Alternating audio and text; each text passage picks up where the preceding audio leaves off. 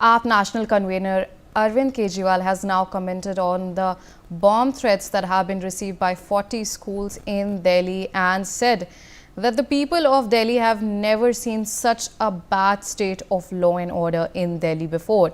He further questioned Amit Shah and said he should come and answer the people of Delhi.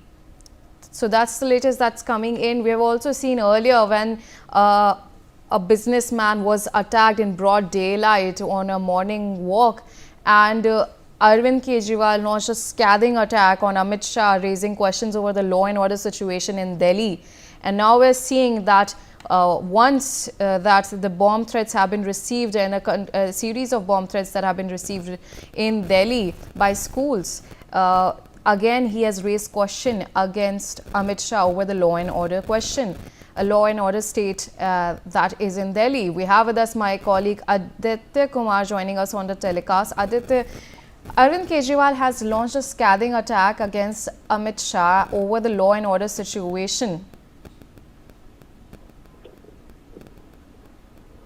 जी मैं आपको बताऊं कि जिस तरीके से आज सुबह स्कूल से ही मेल प्राप्त हुआ था स्कूल को, पहले 2 स्कूलों की जानकारी मिली, उसके बाद धीरे धीरे पता चला कि 40 स्कूल ऐसे हैं जिनको बम से उड़ाने की धमकी मिली और साथ ही $30,000 का जो एक पैसे अमाउंट होता है वो भी मांगा गया कि आप अगर पैसे देंगे तो हम आप स्कूलों को नहीं उड़ाएंगे। इसके बाद जो है अरविंद केजरीवाल को का ट्वीट आया है। अरविंद केजरीवाल वैसे भी पहले से भी इस तरीके की तमाम जितने भी आपराधिक गतिविधियां होती रही हैं दिल्ली में, अभी कई ऐसे स्थिति बनी है जहां पर कई लोगों के मर्डर्स हुए हैं, तो सबको लेकर अरविंद केजरीवाल पहले से भी भाजपा के खिलाफ है और गृह मंत्रालय पर जो है गृह मंत्री पर उन्होंने हमला पहले से बोला हुआ था।